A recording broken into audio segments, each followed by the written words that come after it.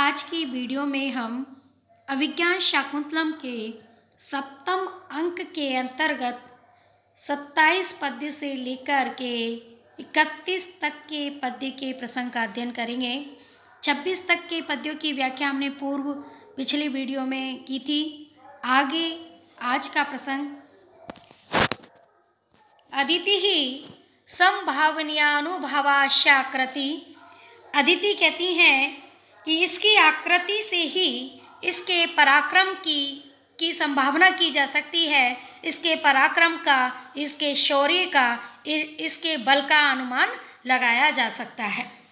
मातली महर्षि मातली कहते हैं राजा दुष्यंत से, जो कि इंद्र के सारथी हैं, कि आयुष्मान, हे आयुष्मान, एतौ पुत्र प्रीति पुष्णेन चक्षुषा दिवोक्साम पितरौ आयुष्मानम अवलोक्यतः। हे आयुष्मान, ये देवताओं के माता पिता पुत्र प्रेम सूचक दृष्टि से आपको ही देख रहे हैं। अर्थात जैसे माता पिता अपनी संतान की ओर देखते हैं, उसी स्नेह भाव से, उसी प्रेम भाव से वह आपकी ओर देख रहे हैं। ताम उपसर्प, इसलिए आप उनके समीप चलिए। राजा कहते हैं मातले एतौ, मातले हे मातली, एतौ ये दोनों अर्थात मुनि महर्षि मारीच और उनकी पत्नी अदिति के संदर्भ में राजा दुष्यंत मातली से कहते हैं कि हे मातली, एतौ प्राहु द्वादशधा स्थितस्य मुनियो यत तेजसे कारणम भर्तारं भुवन त्रयस्य सुषुवे यदि यज्ञभागेश्वरम यस्मिनात्म भवे परो अपि पुरुषश्चक्रे भवाय आस्पदम द्वंद्वम दक्ष मरीचि संभवम इदम तत्सृष्टुर एकांतरम। मुनियः व्यास आदि मुनिजन यत, जिस जोड़े को, जिस महर्षि मारीच और अदिति के युगल को द्वादशधा 12 रूपों में विद्यमान सूर्य की उत्पत्ति का कारणम प्राहु, कारण बताते हैं। महर्षि व्यास आदि जन जिस युगल को द्वादशधा 12 रूपों में विद्यमान तेजसः कारणम प्राहु, सूर्य की उत्पत्ति का कारण बताते हैं। जिस जोड़े ने भुवन त्रयस्य, तीनों लोकों के संरक्षक, वर्तारम स्वामी संरक्षक, यज्ञ भागेश्वरम यज्ञ के अधिकारी, देवताओं के स्वामी इंद्र को सुषुवे जन्म दिया है। यस्मिन आत्मभवः, जिस जोड़े में आत्मभवः पर पुरुषा अपि, शंभु परम पुरुष विष्णु ने भी भवाय वामन रूप में जन्म धारण करने के लिए आस्पदम चक्रे स्थान ग्रहण किया था।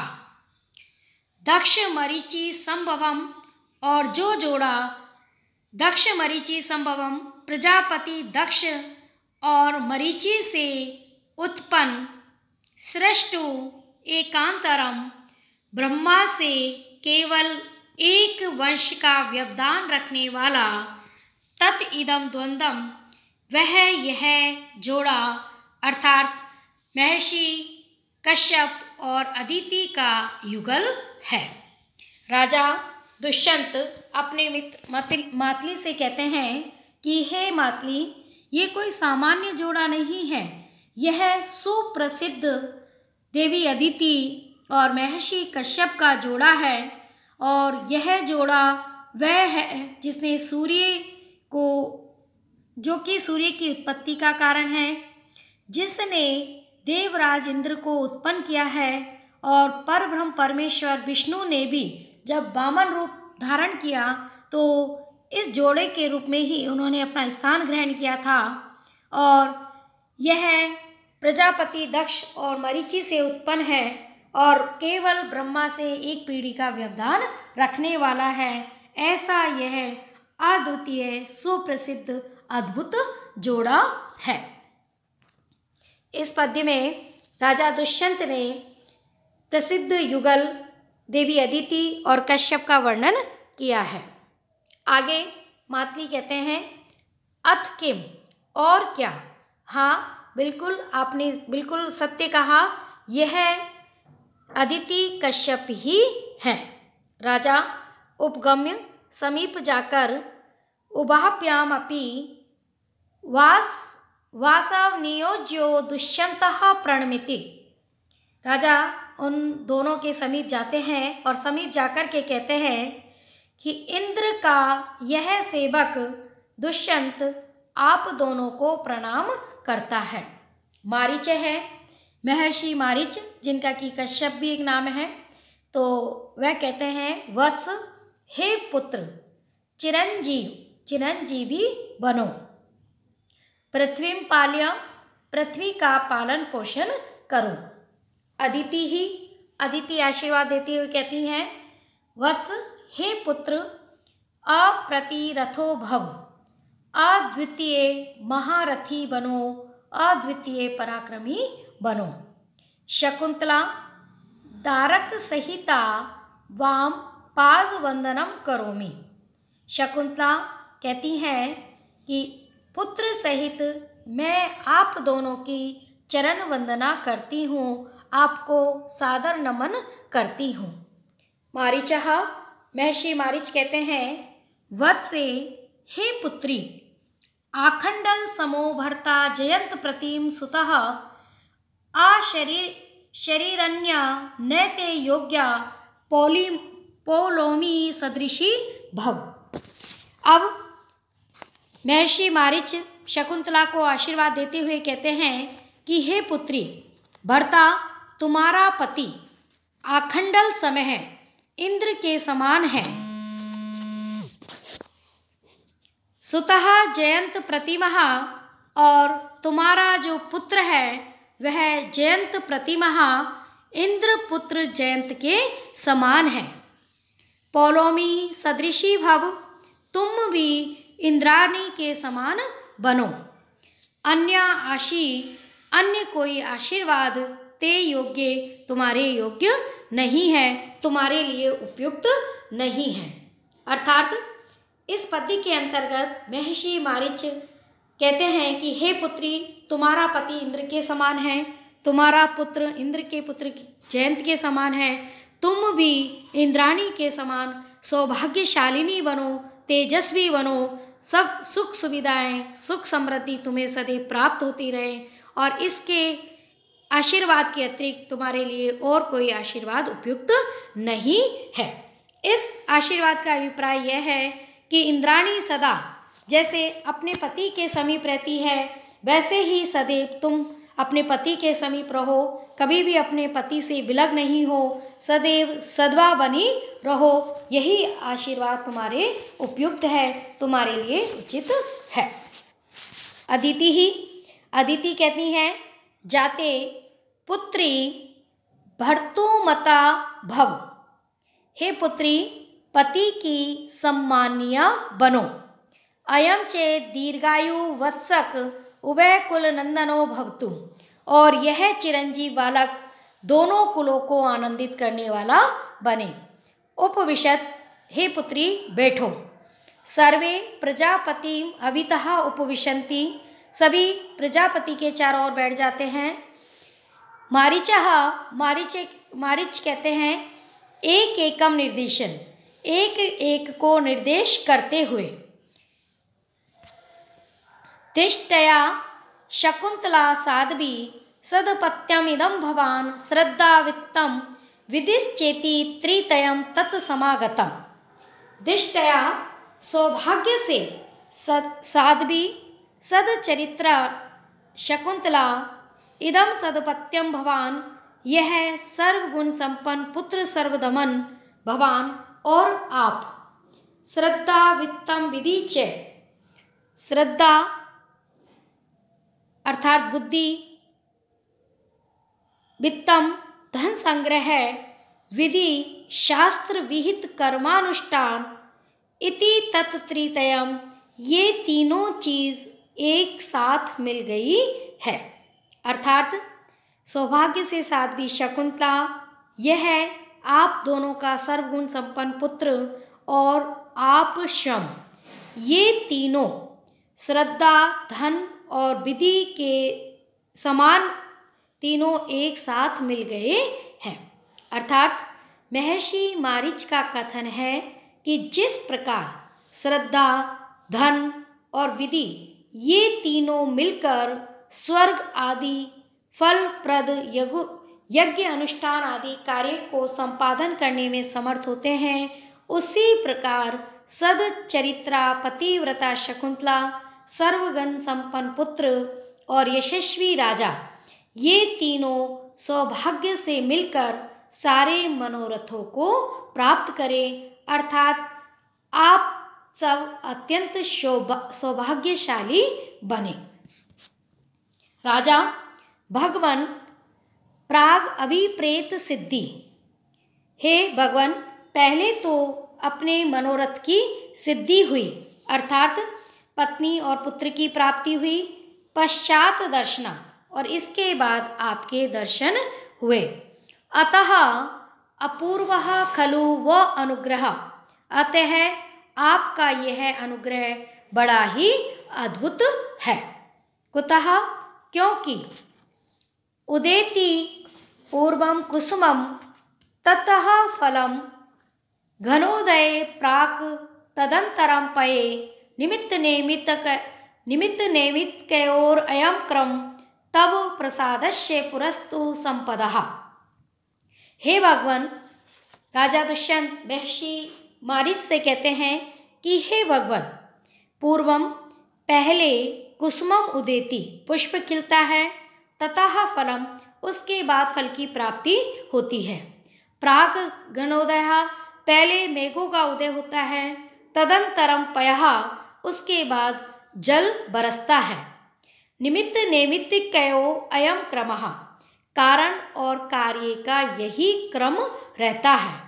तो किंतु तब प्रसादस्य, आपके अनुग्रह के प्रताप से, आपके अनुग्रह से प्रसादस्य पुरः संपदा, पूर्व में ही मुझे संपत्तियां प्राप्त हो गई है। अर्थात आपका अनुग्रह तो अद्भुत है, अनुपम है कि आपके दर्शन बाद में हुए, लेकिन सुख समृद्धि संपत्ति पुत्र पत्नी की प्राप्ति मुझे पूर्व में ही हो गई है। अर्थात इस पद्य के अंतर्गत राजा कहते हैं कि जैसा कि लोक में देखा जाता है, कार्य और कारण और कार्य का क्रम ये होता है कि कारण के बाद ही कार्य उत्पन्न होता है। जैसे कि पुष्प जब निकलता है उसके बाद ही फल प्राप्त होता है, जैसे पहले मेघोदय होता है उसके बाद जल वृष्टि होती है। राजा इसी दृष्टांत को उपस्थित करके महर्षि मारीच से कहते हैं कि आपका अनुग्रह इस स्थिति के बिल्कुल विपरीत है, क्योंकि आपके दर्शन तो बाद में हुए, किंतु आपके अनुग्रह का लाभ पुत्र और पत्नी की प्राप्ति के रूप में मुझे पूर्व में ही हो गया है। अर्थात आपके आशीर्वाद का फल मुझे सबसे पहले ही मिल गया है।